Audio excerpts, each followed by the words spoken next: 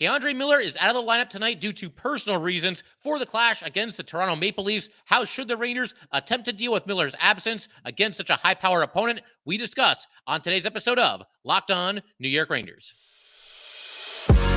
You're Locked On the New York Rangers, your daily podcast on the New York Rangers. Part of the Locked On Podcast Network, your team every day.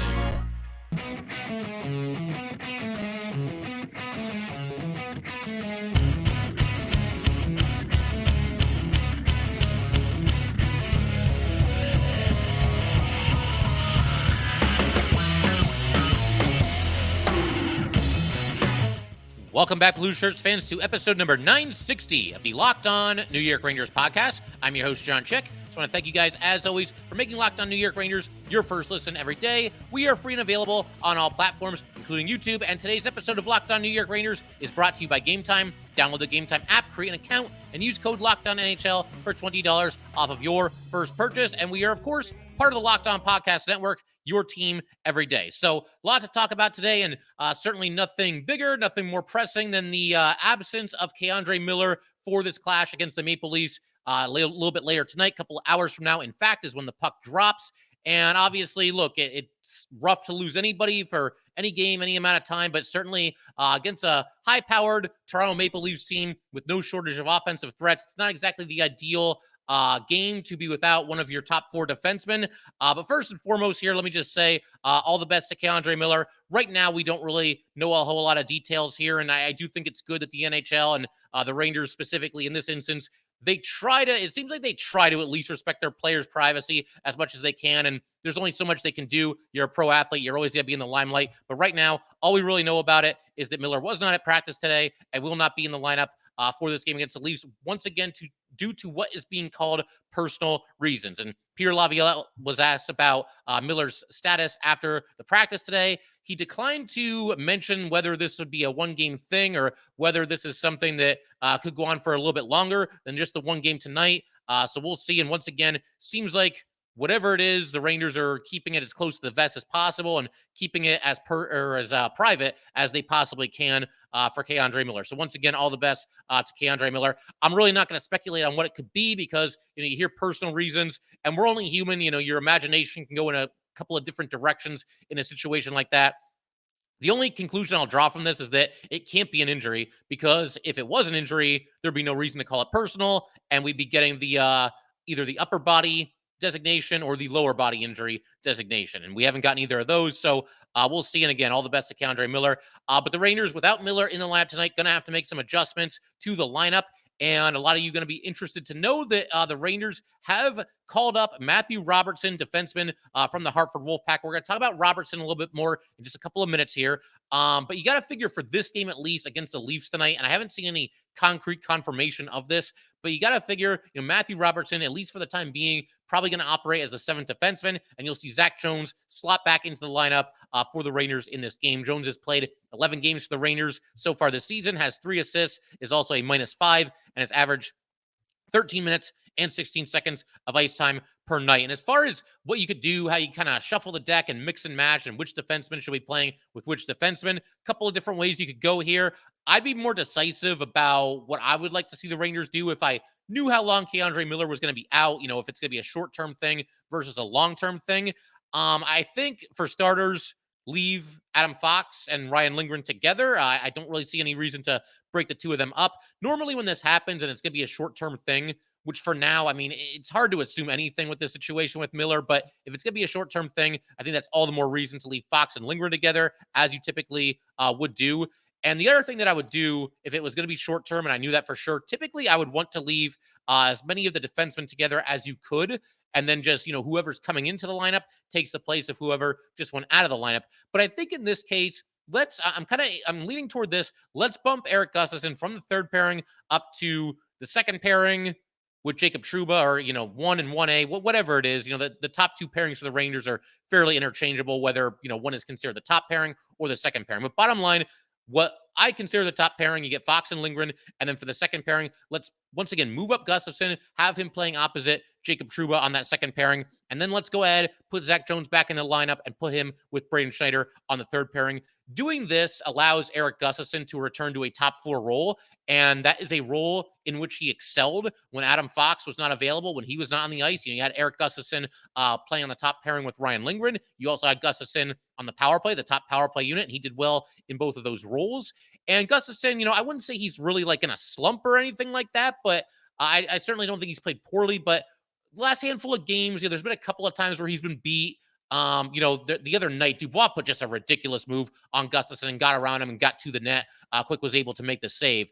But I do feel like, recently Gustafsson has cooled off a little bit, which was expected. Gustafsson's not going to play like a bona fide Norris Trophy candidate for the entire season, but he's gone from being, a huge part of this team to kind of just the last handful of games, he's kind of just there. He's not really hurting the Rangers in any significant way. But not doing quite as much to help them, I think, as he was earlier in the season. So let's go ahead and knock him back up into a top 4 role there. He can be opposite of Jacob Trouba. Maybe that gets him going a little bit. You got to figure, certainly in the absence of Keandre Miller, somebody like Gustafsson, his ice time is going to pick up quite a bit as well. And like I said, he excelled in the top 4 when Adam Fox was out. So let's go ahead and go back to that. Now, some people here might hear this and might think that, like, oh, you're going to put Jones and Schneider back together. That could be a little dicey.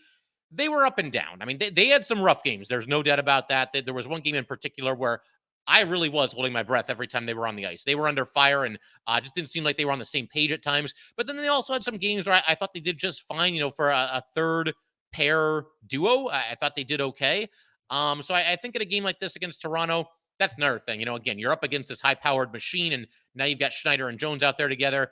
I think you kind of lean on your top 4 a little bit, which, most teams do that anyway. But I think it's okay to have a game where, you're looking at 20-plus minutes for, guys like the obvious guys, Fox, Lindgren, Trouba, and now Gustafsson. They're going to be our top 4. And then, a little bit less time for guys like, like Jones and Schneider. They're not going to be out there quite as often. And I think, this also kind of leaves a little bit of a hole for the penalty kill, because on the PK, they typically have Lindgren and Trouba together. You can keep those two together if you're shorthanded. I think now, instead of Fox and Miller, probably go with Fox and Gustafsson, I would think. I mean, Schneider and Fox both play the right side, so you're pretty much deciding between either Gustafsson or Jones to play opposite Adam Fox while the Rangers are shorthanded. Neither one is like a bona fide, like, oh man, get this guy on the ice when the Rangers are shorthanded. But Gustafsson is the veteran. He's been around a little bit. Zach Jones is just getting back into the lineup after not playing in a while. I lean a little bit toward Gustafsson in a situation such as that. So we'll see how the Rangers look to do it. But I think overall, yeah, that's what I'm doing. I'm throwing Gustafsson back onto the second pairing with Trouba, and Zach Jones goes back in the lineup on the third pairing with Braden Schneider. But the other defenseman who's kind of in the mix here in the equation, he's kind of entered the chat, so to speak, is Matthew Robertson. A lot of you guys know the story, and a lot of you, I think, have been kind of looking for the Rangers to eventually give Matthew Robertson a chance. It's a pretty highly touted draft pick a few years ago. He was taken in the second round at number 49 overall in the class of 2019. Now 23 years old, 6'4", 201 pounds, lefty shot. And if he does get into the Rangers during Miller's absence here, that will be his NHL debut. So that would certainly be intriguing in and of itself. 22 games with the Wolf Pack this year for Robertson. No goals, 8 assists. He's a -2. And you guys let me know. Some of you, I know you go to a lot of Wolf Pack games. You're in that area. It's convenient. And obviously, AHL hockey's awesome. And I'm well overdue to get to a Hartford Wolf Pack game. But you guys let me know. Those of you that are getting to watch the Wolf Pack in person multiple times this season, let me know, how does he look? Does this guy, carry himself like an NHLer? Does he look like he's ready for the show? Be very curious to see, or hear rather, what some of you guys have to say about Robertson. And again, whether we see Robertson or not, if we assume that it's going to be Jones tonight, which I think it is, whether we see Robertson or not is going to be determined by a couple of different things. One being, of course, how long is Keandre Miller going to be out of the lineup? And also, I think, how does Zach Jones do in this game against Toronto? If Jones plays well, then that's great. He probably earns himself another game if Miller's still not available. If he goes out there and struggles, maybe Matthew Robertson jumps in the lineup. I got to figure that the Rangers calling up Matthew Robertson, even if he's inactive tonight, that still would suggest to me that they're at least giving some consideration to throwing him out there on the ice for an NHL game. Because if they weren't really considering him, if they didn't see him as a serious option, then what probably would have happened is they would have caught up a prospect instead of Robertson. You get like a Mac Holloway, a Connor Mackey called up. Nico Brouillard, I think, is off to a good start with the Wolfpack as well. One of those veteran players, the NHL, AHL swingman type, rather than, one of your prospects. The fact that they called up Robertson, I got to think they're at least considering it, that being throwing him onto the ice for an NHL game. And once again, all the best to Keandre Miller. Gets a lot of minutes, has had mostly a good season for the Rangers. A solid draft pick from years ago. Somebody who goes out there and more often than not gets the job done. 26 games this year, 5 goals, 7 assists, +5, averaging 22 minutes and 11 seconds of ice time, 34 block shots, 24 hits, 17 takeaways against 9 giveaways. Miller brings it far more often than not. He's not above the occasional hiccup, the occasional slump. We saw, the puck stolen from him the other night, and the Kings went in on a rush. But Miller overall has been a very good player for the Rangers and a true homegrown success story when it comes to the Rangers, drafting players. Got to keep everything rolling just a second here. I want to switch our attention to something that's a little bit more of kind of like a broad NHL debate here. I'll explain what I mean in just a second. Those of you on YouTube, you can look in the graphic and there's a little bit of a hint for you there already. But we'll talk about that. And we'll also get to a little bit of a preview for Rangers and Leafs tonight, because I think that should probably be a pretty exciting game and one that you're definitely not going to want to miss. So we'll get to all that in just a second. First, though, definitely want to let everybody know that today's episode of Locked On New York Rangers is brought to you by Game Time. You should not have to worry when you're buying tickets to your next big event. Game Time is the fast and easy way to buy tickets for all the sports, music, comedy, and theater events near you with killer last-minute deals, all-in prices, views from your seat, and their best price guarantee. Game Time takes the guesswork out of buying tickets. Game Time is the only ticketing app that gives you complete peace of mind with your purchase. See the view from your seat before you buy, so you know exactly what to expect when you arrive. An awesome feature, by the way. All-in prices show your total upfront, so you know you're getting a great deal without all those annoying hidden fees. Buy tickets in seconds with 2 taps. Take the guesswork out of buying tickets with Game Time. Download the Game Time app, create an account, and use code LOCKEDONNHL for $20 off your first purchase. Terms apply. Again, create an account and redeem code LOCKEDONNHL for $20 off. Download Game Time today. Last minute tickets, lowest price, guaranteed.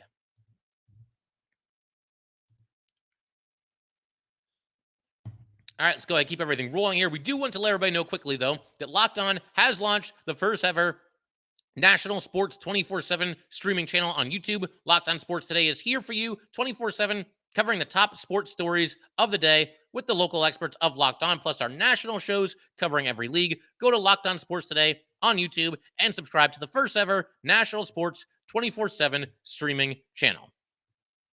All right, so let's go ahead and keep everything rolling here. And for the everydayers, our next episode, we're definitely going to be talking about whatever happens between the Rangers and the Toronto Maple Leafs tonight. And if there's any other developments on the Keandre Miller situation, certainly we'll update you guys on that as well. But for right now, again, I want to shift my attention here to something that, again, it's more of an NHL kind of a storyline here than a Rangers storyline, which is pretty rare for this podcast. But it's something that I've been meaning to get to, and that's the issue of neck guards in the NHL. We have seen, and I'm going to have a proposal for what can be done with neck guards, but we've seen more players around the league, the NHL, start to wear neck guards in the wake of what was obviously the tragic passing of Adam Johnson. That was during a game in Europe on October 28th. Just obviously a horrible, tragic thing that happened.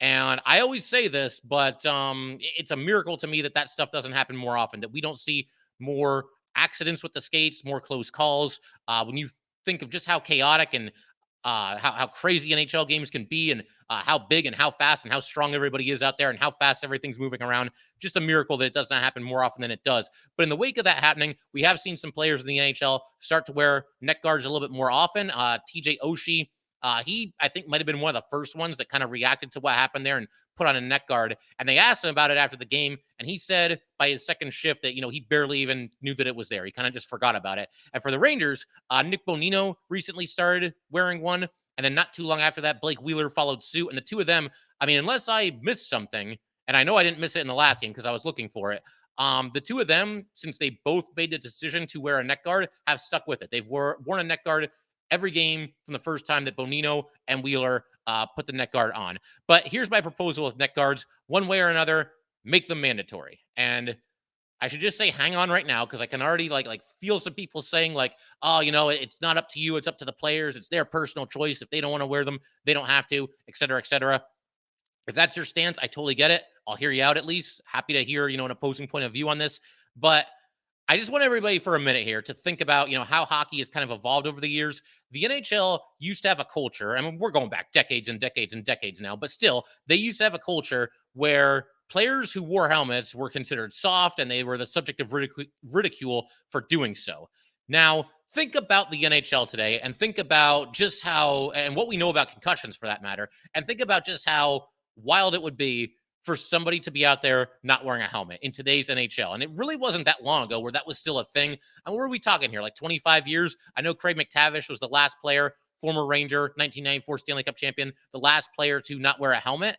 But obviously now, I mean, you can't even imagine players out there, not wearing a helmet. So, the helmet has gone from something that supposedly only soft players wear to it now needs to be worn by everybody. And once that was made mandatory, the rule that they had was that any player who was in the NHL before the helmets were made mandatory, they could continue to not wear one if they so desired. And some players chose to do that. But now, of course, we're at the point where all those players are long since retired and everybody wears a helmet. And the same exact thing happened with visors. And it's interesting because I saw an article. I looked this up not that long ago because, again, I was planning on talking about this topic for quite some time.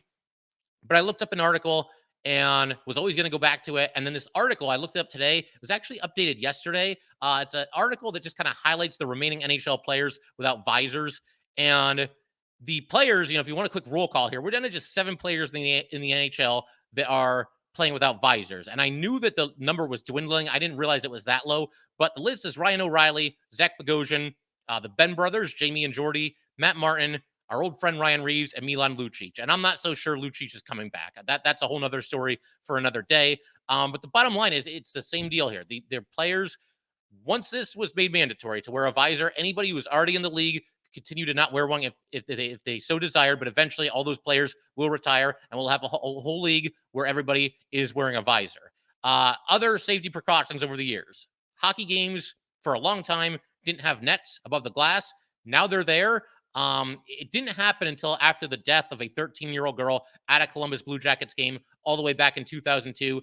And, I feel like maybe at first people didn't really want the nets, but now you go to a game, do you even notice them? I mean, when's the last time you've heard somebody say anything about the protective nets, complain about them in any way? Think about social media and all the things that people get mad about and all the things that people complain about. Nobody ever says anything about the protective nets in hockey. Kind of the same deal in baseball, too. They've extended those protective nets. They've always been behind home plate, but they've extended them down the foul lines now as well. And everything I just mentioned here, what do they all have in common? Once again, nobody really has any issue with any of it. There's no NHL players that are coming into the league and demanding to not wear a helmet, demanding to not wear a visor. Nobody cares about the protective nets. People probably appreciate the fact that they're there. And again, however you may feel about neck guards being made mandatory, the bottom line, it's going to happen. Like, if you just follow the history of hockey and you look at the way things evolve in hockey and in other sports too, there's always more of an emphasis on player safety and on fan safety.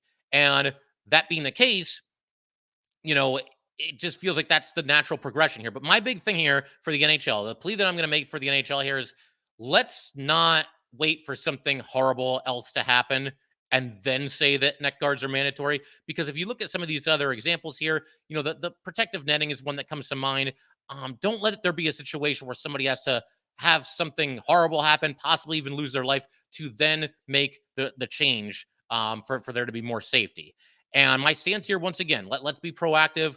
Again, all the best to Adam Johnson, all of his family, all of his friends, and everything. It's a horribly tragic situation that happened over there. But I think that the best way that maybe to honor him, or one of the ways that you can honor him, is to try to make sure that this doesn't happen again. Try to get neck guards onto these players. And I don't know if you just come down as the league and say, okay, every single player from this point on has to wear a neck guard. Maybe you do it the way that you did it with the helmet and with the visor, where anybody that comes into the league from now on has to wear the neck guard. But, you watch, you look at these players, and I don't know if Bonino and Wheeler have talked extensively about it, but they put them on and they're totally cool with it. It doesn't seem to, and I'm no, equipment expert or anything like that, but it doesn't seem to really affect anybody in any negative way.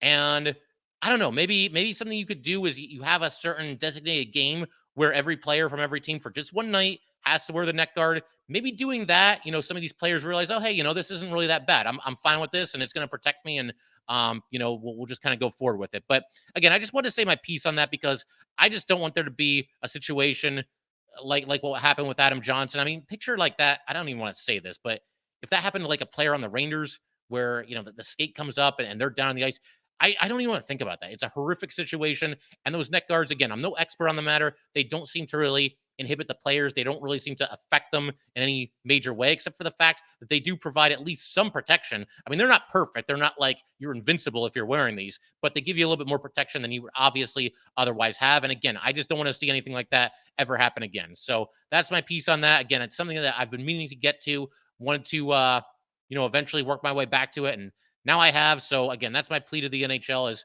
let's be proactive about this and not have another tragedy, because I don't think anybody wants to see that. So anyway, going to switch our attention in just a second back to the Rangers. Going to talk a little bit about their matchup tonight. They play host to the Toronto Maple Leafs. Always a really fun matchup between these teams. Ton of skill on the ice both ways. We're going to get to that in just a second. First, though, we definitely want to let everybody know that today's episode of Locked On New York Rangers is brought to you by Sleeper. A new NHL season brings all sorts of possibilities.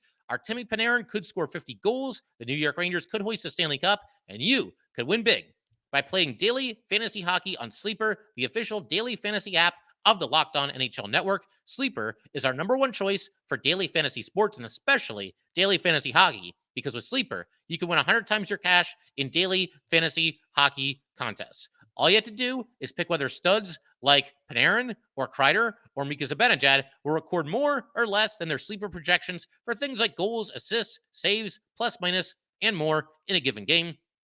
To win 100 times your bet on Sleeper, you need to correctly predict the outcome of 8-player stats. You heard me, Reindeer fans. You can win 100 times your money playing daily fantasy hockey with Sleeper. So start paying attention and nail your picks so you can start winning big. Use promo code LOCKEDONNHL and you will get up to a $100 match on your first deposit.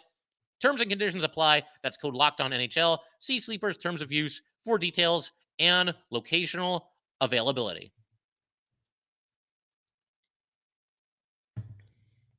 All right, so on to this matchup tonight between the Rangers and Leafs. Certainly a game that I think a lot of people are going to be interested in. If your NHL team isn't playing tonight, I don't know why you wouldn't want to check out this one. There's just stars up and down the lineup on both sides, and both teams off to a good start this year. The Leafs are currently, I feel like they actually got off to a little bit of a slow start, but they've picked it up recently. They're currently third in the Atlantic, 14-6-5. Rangers leading the Metro at 19-6-1. The Rangers, by the way, I haven't really checked the standings in a while, because when your team just keeps winning and winning and winning, and they're in first place, they're obviously going to stay there. But had to check it out today. The Rangers are 6 points clear of the Islanders, who are now in second place in the Metro, and the Rangers also have a game in hand on the Islanders. So a little bit of cushion. You can never get too comfortable. You can never really take your foot off the gas, but obviously, a very strong start to the season for the Rangers. As far as some of the stats to look at, team stats, Leafs are 9th in goals per game. Goals for, that is. The Rangers are 14th. You almost expect each of those two teams to be a little bit higher on that list, considering all the threats that they have. Goals allowed per game, the Rangers are 8th. The Leafs are 17th. Both teams really strong on special teams, both ways. The Rangers are number 2 on the power play at 30%. The Leafs are 7th on the power play at 24.7%. As for the PK, the Rangers are number 8 at 84.7%, and the Leafs are number 15 at 80.8%. And the Rangers, here's an interesting matchup. The face-off circle, Rangers are still number 1 in hockey. Saying that sentence out loud just continues to blow my mind, because that's an area where they have struggled so badly for so long. Even just being average would have been such a welcome change. The fact that they're number 1, every time I say it, I cannot believe those words are leaving my mouth. But Rangers are number 1 in hockey on faceoffs at 55.7%. The Leafs, though, number 3 at 53.6%. So that's going to be an interesting matchup to watch in this game. And you never know. The game could be decided on a faceoff win or loss either way by these teams. Obviously, a matchup to keep our eye on. Leafs are also, this is notable, on the second game of a back-to-back. They were defeated last night by the Islanders 4-3 in overtime. Leafs actually tied the game with 7 seconds left. Morgan Riley scored, but then the Islanders won 46 seconds into the overtime on a goal by Bo Horvat. So we'll see if that affects the Leafs at all. Playing in the second game of a back-to-back, what was a spirited game against the Islanders. My understanding is the Islander fans were not at all kind to John Tavares, but it is what it is. Obviously, he was there for a long time, but went to the Maple Leafs and yeah, that's kind of where things stand there. But also of note, Toronto now has at least 1 point in 11 of its last 12 games. So that goes back to what I was talking about earlier. A little bit of a slow start for Toronto to this season, but they've really picked it up in a major way recently, really firing on all cylinders. And as far as the offensive threats and the guys that are, obviously dangerous when they're on the ice and always a threat to score, it's everybody you would expect. The big four for Toronto. You've got Nylander with 34 points, Matthews 28, Marner with 26, Tavares with 25. And they're all hot lately, too, which does not make this any easier. Nylander has a goal and 6 assists in his last 5 games. Matthews has 5 goals and 2 assists in his last 5 games. Marner's got 4 goals, 2 assists in his last 5. Tavares has a goal and 4 assists in his last 5 games. So I think now, obviously we talked about Keandre Miller for a while at the top of this episode. You can see even more why this is not the game where you want to be without Keandre Miller. You don't ever want to be without Keandre Miller, but when you're up against this kind of an attack, I think that's certainly even more true. And again, whatever's going on with Miller, obviously we hope everything's okay. And whatever it might be, there's a chance that hockey is very, very secondary to that. So we'll obviously, respect his privacy and keep our fingers crossed that everything's okay and that he can get back to hockey sooner rather than later. As far as, the final kind of bow on this preview here, you got the goalie matchup. Martin Jones is listed as the confirmed starter for Toronto. Igor, right before I hit record here, was listed as likely for the Rangers. Jones is actually the third string goalie for Toronto and has only played in 1 game this season. He stopped 9 of 10 shots in a relief appearance. For Jones' career, he's actually had like a better career than I was anticipating when I looked up his career stats. 226, 163, and 35. Also has 28 shutouts, a 271 goals against average, and a 905 save percentage. Now, his play in recent seasons has slipped quite a bit, but I also chalk that up to playing on what has been a really, really bad Sharks team for most of it. Obviously, he's now at Toronto, but somebody that obviously can play well and has had a solid career, 33 years old now. So the Rangers, it's interesting, they get a little bit of a break playing a backup goalie for the second straight game. But by that same token, Jones is somebody that's certainly capable of getting you a win. And I think it's a good call for the Rangers to go back to Igor once again. He was listed as the likely starter for this game. Obviously, Jonathan Quick was very, very good in the last one, but it's kind of a heavyweight matchup here. I don't think you want Igor sitting around for too long.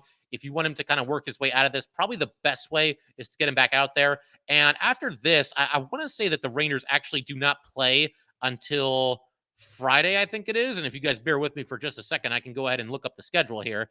But yeah, I mean, so yes, they don't play until Friday. That is going to be against the Edmonton Oilers. But or rather the Anaheim Ducks, that would be. But if you were not going to play Igor in this game, then that would be quite the layoff. He would go from last Saturday until this upcoming Friday without playing at all. I just don't think you want to do that with your franchise goalie. Coming off of a rough game against the Caps, although the Rangers were just really bad in that game in general, but a chance to bounce back. And, for anybody who might be a little bit worried, a little bit nervous about Igor, first of all, let me just say, I do think his best days are ahead of him. He will eventually right the ship here, as he did last season. He went through some struggles around this time of the year last year, maybe a little bit earlier than this. But the second half of the season, Igor was Igor. He played some great hockey for the Rangers and keyed a lot of wins. And I think something similar could be happening here. But, what an opportunity for Igor to be able to right the ship. You got to figure he's going to be under fire. Once again, no Keandre Miller. That doesn't help either. The Maple Leafs have all this offense, and Igor's going to have to bring it tonight. If he's going to be able to get the win and get the Rangers 2 points. So we'll keep our fingers crossed that that's exactly what happens. Figure we can pretty much call it there for today's episode. But let me just give me Adam Fox for the game-winning goal tonight. I haven't done that in a while. I hit the VZ pick, missed a couple others. So let's go with Adam Fox for this one for the game-winning goal for the New York Rangers. But yeah, I figure we can call it there. Once again, if you guys would like to get in touch with this podcast, please send an email to lockedonnyrangers@gmail.com. Once again, that is lockedonnyrangers@gmail.com. Definitely give us a follow on Twitter as well, @LO_NY_Rangers. Once again, that's @LO_NY_Rangers. And definitely subscribe to Locked On New York Rangers YouTube channel. Thanks again, guys. I will see you next time.